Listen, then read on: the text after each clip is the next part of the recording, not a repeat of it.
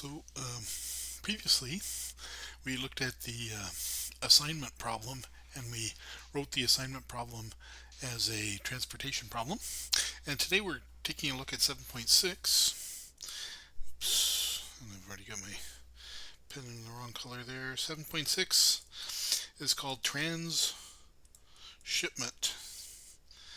And just as a spelling note, um, you can either spell this with two S's or one. I kind of like one. I think our book author uses two, so it's your choice. But the idea here is that in our transportation problem, in the past we've had like supply. I'm thinking of these as network, and so these are representing my factories. And so I have factory 1, factory 2, factory 3, and my factories can supply my retail outlets. I don't know how many retail outlets I might have. I might have 4 of them, right? And so you can think about the supply in terms of a little, we would call this a network diagram. And so it's a nice way of representing transportation problems, just visually, so you can see, what you're working with. So this has retail outlets here, retail 1 through 4. Okay, and so this is the problem that we have been working on. And so what we want to do today is we want to introduce a warehouse that's in between the factories and the retail settings.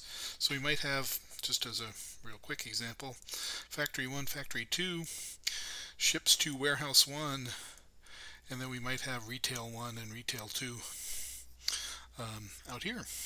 Okay, and so then we would have our factories shipping to warehouse 1 and then shipping out to retail 1, retail 2.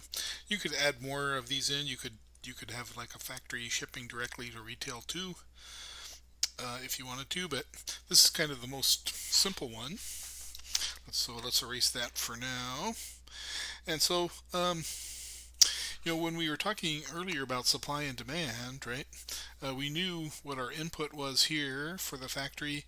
We knew what the input was to this factory. We knew what those, or supply, you could say that, supply 1 and supply 2. And then over here we have demand 1 and demand 2 for the retailers. But now, with this extra cell here, I don't have a specified demand or supply. So the question then is, when I write down my tableau or the table, what should I put in here as my supply or demand?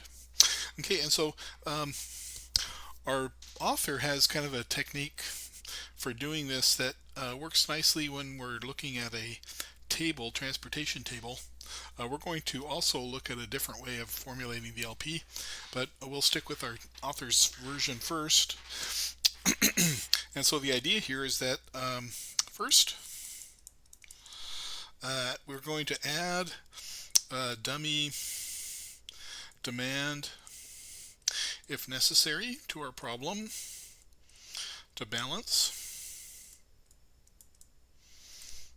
Okay, and so the dummy's demand would be the excess demand, and the supply would be 0. And then we define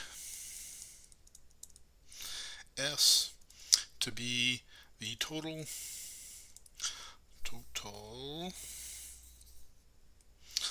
available supply. Okay, so if this had been, like if I had 30 units coming in here and 50 units coming in here, right, then my S would be 30 plus 50. So that would be 80. And so presumably if this is a balanced problem, right, you might have 40 and 40. Okay, so S is that common value between the supply and demand. Okay, and so now the question is, what should I make as my input and my output to my warehouse? And so the idea is that the warehouse may have to handle the entire supply, right? And so therefore we're going to make the supply equal to S in this case. If it had a supply itself, if it had an extra supply, say 10 here, right, then I would make this one 20, well, just to keep it, okay. Then you can see that the supply to warehouse 1 could be all the way up to 10 plus S, right, in this case. So I'm adding, so in other words, I'm adding the S plus the old or the original supply, if it already had a supply attached to it. Okay, similarly, the demand for a warehouse or a transshipment point, we can say transshipment point, is going to be S plus the old demand. Okay, and so let's see how this might work. And this is we're going to make this true no matter how many warehouses we have, okay, or how many transshipment points we have. So there's going to be a lot of excess stuff going flowing around our system. We're going to take care of that in the linear program. But let's go ahead and try an example with a specific situation. So I'm looking at the bottom of page 1 here of the notes, and I suppose that I've actually let's go ahead and go to page 2 with the graph. And so I'm just going to be rewriting that. I'm going to pause this while I write out my network diagram for this example, so you don't have to watch me do it. Okay, so here's my network that I've drawn out. And in this case, we have 3 factories, 2 warehouses, and 3 retail outlets at the end. So I can think of my supplies, right, as moving from left to right. Okay, and then here I've got my incoming 100, 300, 300, so that's 700 total. And we notice that the demand is 300, 200, 200, which is also 700. Good. So this will be a balanced problem already, so I don't have to add a dummy supplier demand. And what is the value of S? In this case, our S will be the common amount here, which will be 700. Okay, and so now let's go ahead and build the transportation table for this. And so the way to do this is we're going to be thinking of the warehouses as both supply points and demand points. And so we can kind of separate those out.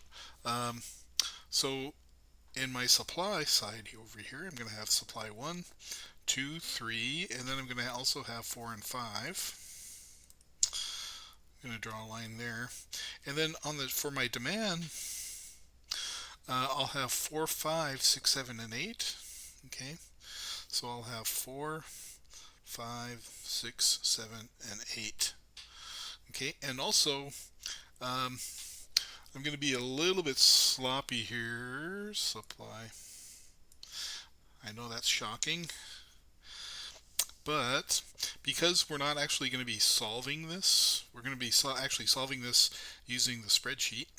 I'm just going to write down my costs in the cells just to make that a little bit easier to read. So what's going to happen is I'm just going to write down my costs here. I guess I don't need to do this one. Good. Just to be consistent there. I guess I am doing 1, 2, 3. Okay. Okay, well, let's go ahead and finish it all off. What the heck? Okay. Good. Now, we can go through and write down our supply and demands for each one here. Our supply for node 1 was 100, for 2 was 300, and for 3 was 300. Now remember what we said, we're going to have S here and S here for our supply, and actually for the demand we're going to have S here and S here. And then we're going to have our 300, our 200, and our 200. Good. And now we just write down our costs. So the cost for going from 1 to 4 is right here. So that's going to be 5. Whoops. That's going to be our 5 value. So I write down 5 in that cell. And then from 1 to 5 is this number, so that's going to be 4. And then 1 to 6, 1 doesn't go to 6, and so what we're going to do is we're going to put an M there, which is going to represent a very large number. Good. And so then 1 to 7, we're just finishing it off as an M. 1 to 8 is also an M. And so the M's mean that we don't want to assign those variables, right? Okay, then similarly for node 2, we can just go ahead and write down our class. Whoops, something just happened. I'm not sure what happened. I'm going to go ahead and stop this right here. You can take a look at the transportation table. We'll come back and finish it off in the next video since we're already at 11 minutes.